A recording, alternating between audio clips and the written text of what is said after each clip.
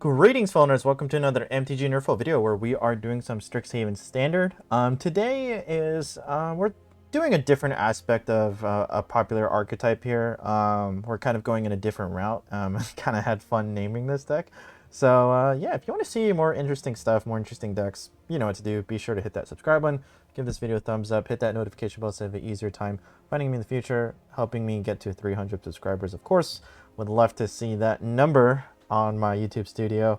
And of course, you can catch me live on Twitch. I'm live usually Monday through Friday from 7:30 to 10 or 11. Sometimes I end earlier, sometimes I end later. Server's acting weird, of course. So be sure to show your support there as well. And in the description, you can also find a bunch of decks I've been playing. So please explore the channel if you're new. So today we're playing Monowhite, and I call it Death and Taxes. And basically what this deck is, everything we do is going to be slightly annoying. It answers the meta pretty well, where it has a good split of being aggressive while being defensive at times as well. So let me show you what we're working with. So we got 4 Usher of the Fallen. This is our 1-drop. This is great against control because you don't have to commit your resources. You can boast and still have some creatures to apply some pressure to control. 2 Containment Priest. This is actually pretty good in certain circumstances, but it also has the Flash, which is fantastic. So it can really surprise a lot of opponents. We have the Eidolon of Obstruction. First Strike is actually pretty good against some decks. And depending on if the opponent's playing control, the loyalty might come in handy. Loyalty cost. 2 Glass Caskets for creature decks. 4 Luminarch Aspirants. 3 Banishing Lights. And a full set of Advisory Cat, my homeboy. This guy has been doing extremely well. The ult is incredibly powerful. The emblem is incredibly powerful, so it's just fantastic. 4 Elite Spellbinders, 3 Redains, good against a lot of snow decks, which a lot of decks are playing. And the other side, the Protective Shield, is also a way for us to buy time, just in case. 4 Skyclave Apparitions, and Luminous Broodmoth to do it all over again if our creatures don't have flying, which is fantastic. And then we got Mirror's Call, Cal's Ardenvale Plains, and some Fabled Passage. So I would say this deck does really well because it can protect our Boswicket pretty well, get him to his ultimate, and basically kind of swoop the game from there. But it has a good mix of just holding on and getting just a barrage of good stuff out there that our opponent just doesn't want to see. So again, the Containment Priest is flexible here. We don't have to commit anything on our turn, which is fantastic. And we got a Boswicket. Gotta love that. Gotta love the Boswicket. So we're gonna see what our opponent does. Alright. Oh, he's playing the Killian, so this is probably some Orzhov deck. Now, because it has Menace, we're going to use one of our Glass Caskets here. Gonna hold up our Banishing Light. I know it's more mana efficient, but here we want to be as effective. I feel like the game audio is super loud for me, so I'm gonna bring it down a tad bit here. There we go. Tempting as it was to get the Boswicket going, he would have just taken damage from the Killian, and that's just not good. So I got another Killian here. Looks like he's looking to remove our stuff. Oh, I see. Very cool. All right, so here, Glass Casket, Killian number 2. Let's see if he has another one, shall we? So again, this is kind of the defensive posture we're taking. We also have 2 Banishing Lights as well. So so he's actually Mardu. All right, so we're being super annoying here. Oh, it targets himself. I thought that was just Planeswalkers, so that's pretty cool actually. So he might actually be Mardu? Or he's just playing it for the card draw, which is actually pretty nice. Kept on top, so that's not the greatest sign in the world for me to see right now, but that is totally okay. There's the tells here.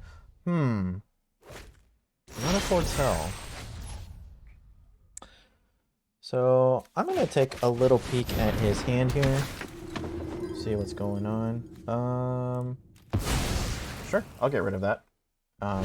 I've only seen that card once. So exile now target creature control at the end instead of returning to... Oh, okay, so it's actually a good way of kind of protecting your creatures. That's actually pretty cool. It's actually really good. Oh, I might consider playing that in the future. Sounds like a good video. Protection, more protection with white. He's drawing, so that's pretty good. Alright. So here, I'm going to play the Boswick. Now is the time to punch through. So, death and taxes, we're doing very annoying things. Our opponent has no Killians, he has no Mila, and yeah. Oh, that's a little rough. Ouch. Ouch, ouch, ouch. Alrighty. So normally I don't play Castle Ardor Vale until the end step, but here it actually makes sense because we do have the Boswick. And if he wants to use another Doomscar, which it seems like he has on a 2-2, that's fine with me. I have no worries about that whatsoever. Please, go ahead. Use another one. Okay. So here we will do this.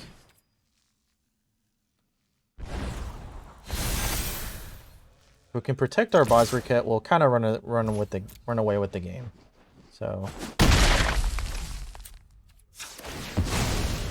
this time we don't need to use the Castle Ardor Vale in our main phase, so we can kind of just hold off here. Feel pretty good about this. I'm not sure what our opponent's doing. Looks like he's stocking up for something, so that makes me a little nervous, not gonna lie. But once we get the Boswick ult off, we should be okay. We have 2 Banishing Lights to deal with whatever is happening. Again, a Doomscar on a 3-3, like, I'm totally cool with that. And most importantly, we're gonna get the ult from Boswick, so or the emblem, whatever you want to call it. He's hovering, so that makes me nervous. But whatever it is, it's too late. Fantastic. Okay. So I'm gonna just hardcast a Mothra. If he has a removal spell, I mean, that's fine. We have the Boswick emblem. We're gonna do pretty well with the game. He does play Heartless Deck, so all of that is negated. He can certainly remove the counters, but that's a lot of counters he's gonna have to remove. Looks like he got super flooded, and looks like he's trying to hold out for something. I really don't know what it is, which makes me super nervous. But again, we have 2 Banishing Lights, so we're kind of chilling. Sacrifice a creature? Sure. I'll sacrifice a creature.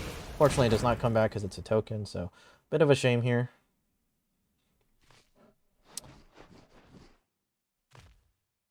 We do have lethal, so he does need to play another Doomscar right now. Unless he has, like, some way to kill something. He could maybe he plays Eliminate.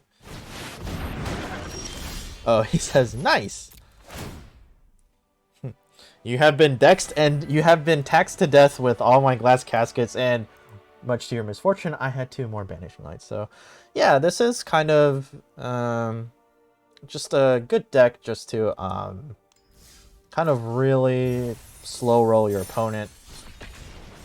I don't think the win condition is Boswick, but he certainly makes it easier. I think the win condition is really just to remove all their stuff, get a Luminous Broodmoth out, and then they kind of are stuck on like what they're supposed to do. Because basically it happens all over again, or we get a bunch of creatures back with flying. So, and I do realize that we are playing 2 flying creatures, but they fit the theme super well, and they're both just really good. So, I'm gonna go ahead and keep this. I know it's a bit of a risky keep, but we have 2 things that we can play, and we only need 1 land to make this deck work. I don't need to play the Broodmoth by any means. So, oh, Mr. Wise Guy, eh? We'll see how wise you are after this battle. Another Orzhov deck.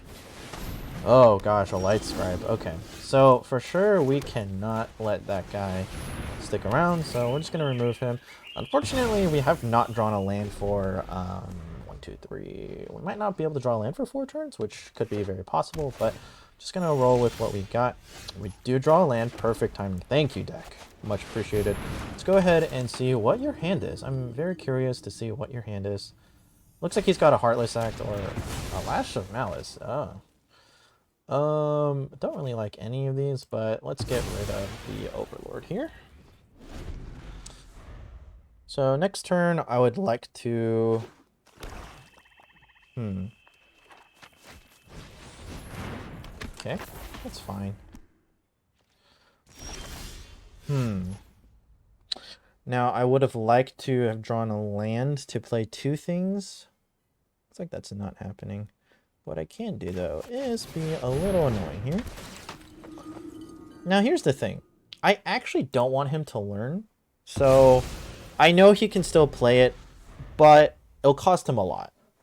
So it slows them down considerably. So I'm okay with that.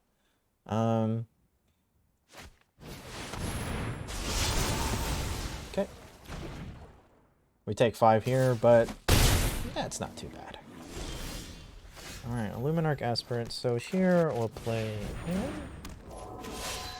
Play him. The counter. I want to try and hold off because I would like to draw a land for the Luminous Broodmoth. That way I can get our creatures back and create more chump blockers, which kind of seems like the name of the game right now, but... Oh, you play Sedgemoor Wish too. Very interesting. Not quite sure what to make of this. Defiant Strike is here. Okay. I could double block. That's not what I'm going to do. I guess I should have put the counter on the 3-2. Bit of a mistake there, I suppose. But that is totally fine. I'm actually going to put the counter right here so that he can be a better blocker, protect himself a little bit. Yeah. Okay. So now we get to spam all our stuff and get it back. So I feel pretty good about that. He's probably going to learn here. Oh, a light spread. Oh, that's actually kind of bad. Oh, that was a fantastic draw. And it could be a blocker as well, so we like that. Put the counter here. I could get in the air here. Sure. Let's apply pressure. We want to apply some pressure here. Okay. I suspect he's gonna learn just because it provides him a lot of a what do you say? Just a lot of value in general. I don't think the 2/4 double strike helps him, but apparently he believes so. I guess he really wants the what can he get back? I'm not really sure, but let's not find out. Okay, I'm gonna just keep putting counters on him. Get in there for 4. Whew, death and taxes, my friends. Taxes, well, I live in California, so taxes, I know what this feels like, let me just say. Okay, now he gets to cast a learn, which actually is somewhat important here.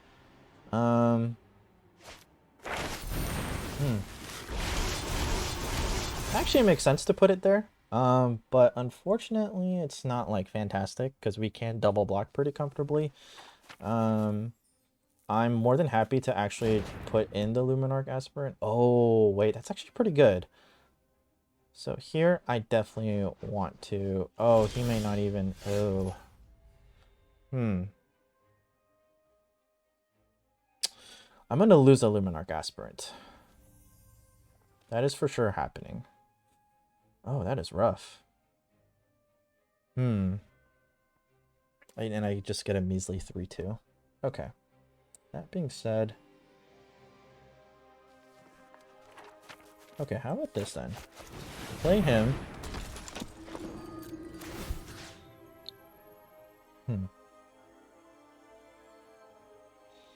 Why don't we do this?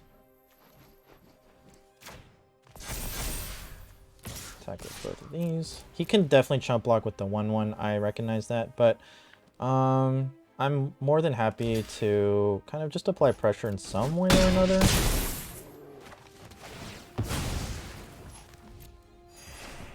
Alright. So that's pretty good.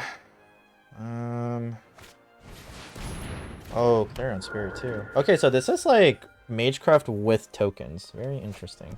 We're gonna lose our precious Broodmoth here, but not much we can do, sadly enough, but that's okay with me.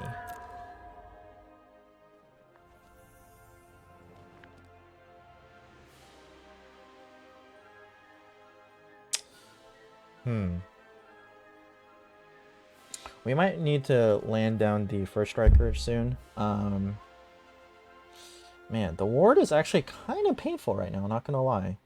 The word is painful. Paying 3 life is no joke at this point.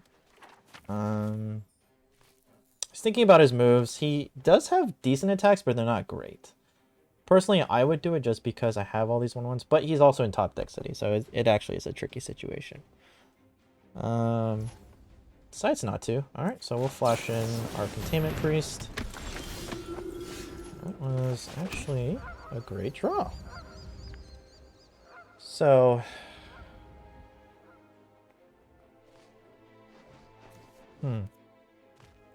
So actually, I've got an idea. We're gonna put counter here and a counter here. And then we'll attack.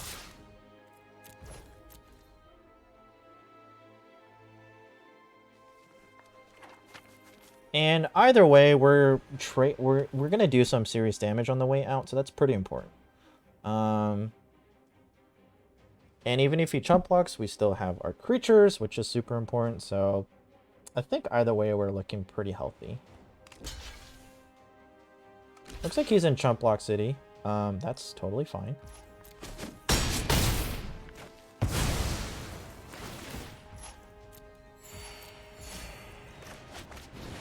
So I'm gonna go ahead and take the 3. I think now is the appropriate time. It's gonna hurt. It's certainly gonna hurt, but I think it's a good time to do it. Mainly because it stops Mr. Wise Guy from making chump blockers at a stupidly fast rate. So if he's willing to chump block and he's running out of chump blockers, we're looking pretty good. What does this do? I don't even know what this does. Okay. Certainly cheap, but it's not even... That's interesting. I wonder why he plays that. Oh, Bosriket. Heck yeah. That's an easy decision here. We work together. Okay. We can achieve peace.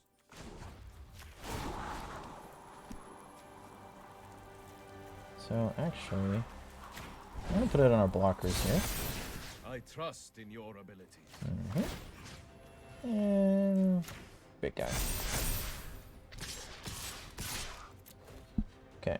Now that I've played Bosriket, the flyer might even have to go with for the Bosriket just to prevent the ult. So I feel pretty good about that. He's still in chump block mode. Like, he's running out. Yeah, and the first strike is just really painful at this point. Okay, what else?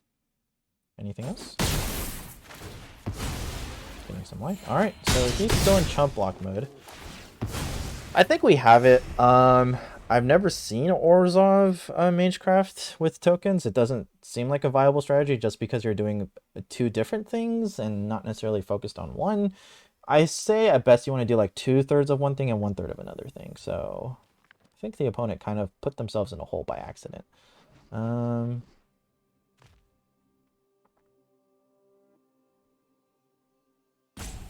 It should be good from here. I think we'll take control of this game. I don't know if he's timing me out, which that's totally fine. I never understood that logic of like, well, I'm about to lose. I'm going to time this person out and see if they'll quit. It's like, I mean, we're all kind of competitive here, aren't we? Like, what makes you think I would do that? So, to each their own. He could be going for the face. Oh, it looks like he's going all in here.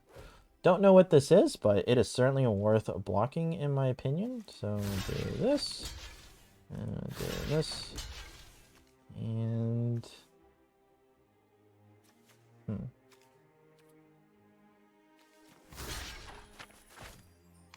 gonna go ahead and double block. They probably have something, but I'm more than willing to make these trades. I'm gonna end up taking 4 here, which is pretty painful, not gonna lie.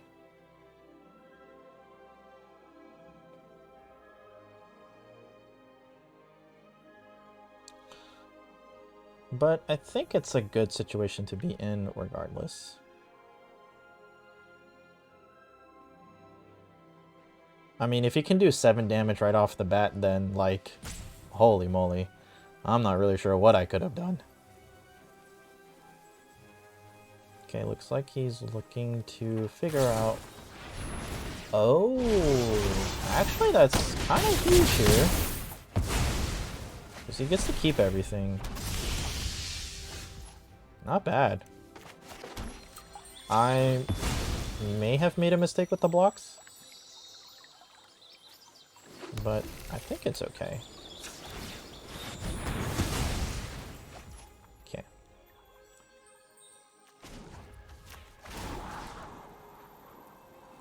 Put it on this first striker.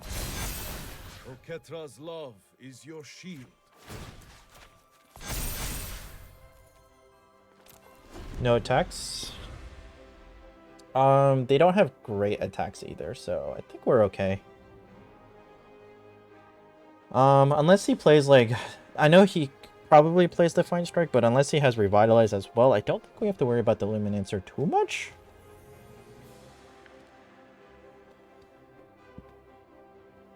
I think we're okay from here. We just need to buy a couple more turns and we should be okay. I like to draw something that's not a land, but the odds of that are actually still pretty decent. Looks like he wants to attack, though. He wants to go for it. Okay. So, we block as many creatures as we can. So, here. Kill that for free. And I'll block here. And I'll block here. And I'll block here. And we're gonna block here. Alright. That's the best we can do. Does he have it? Looks like he has another indestructible kind of thing, but these were our best blocks regardless. Actually, maybe blocking the Sedgemoor Witch was the answer. No, because actually the Luminancer could have been pumped by a lot. He probably drew another one, which is fantastic. Good on the opponent to top deck something really useful right now. Alright. Plays a Defiant Strike here. Okay. Now, oof, we're at 2, so this is no joke. But I think this is game. 5, 6, 7, 8. This is more than enough to kill the opponent. That lifelink could be huge. Let's see. It blocks the biggest thing. Gives us the 15. 3.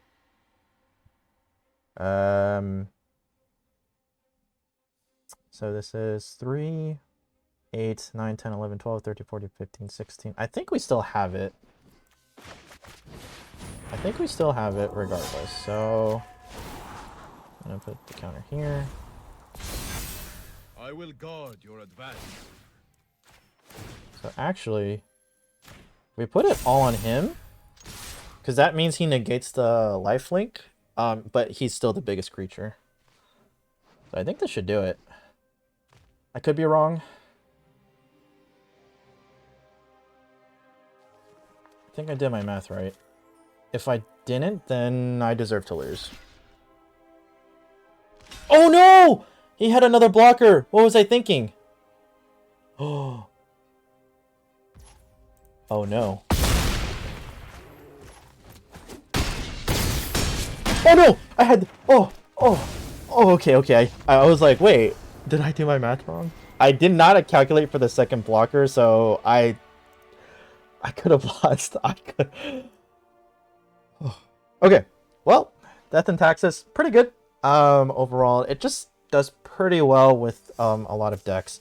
So, and it just makes the opponent's decisions a little bit harder, which that gives you actually a secret advantage because there's an opportunity that they'll misplay even more so. So, and that's a huge advantage in of itself because that doesn't cost you anything personally. So, yeah, I enjoyed this deck. Hope you guys enjoyed it too. So, if you enjoyed that, be sure to subscribe. Help me get to 300 subs. That's our goal as of right now. And I just want to appreciate all of you who have been supporting during this time. Words have really meant a lot to me. So right now, up top, YouTube is showing you my most recent upload, and right below that is a video that YouTube thinks you specifically like. So go ahead, check those videos out. Explore your channel, all that good stuff. Keep on watching. Thank you all so much, and I hope to share good news with you at some point soon. Just again, everything's kind of coming in a weird circle, so hopefully we'll hear something good. And I'm excited for it. So yeah, I'll see you for the next NerdPhil.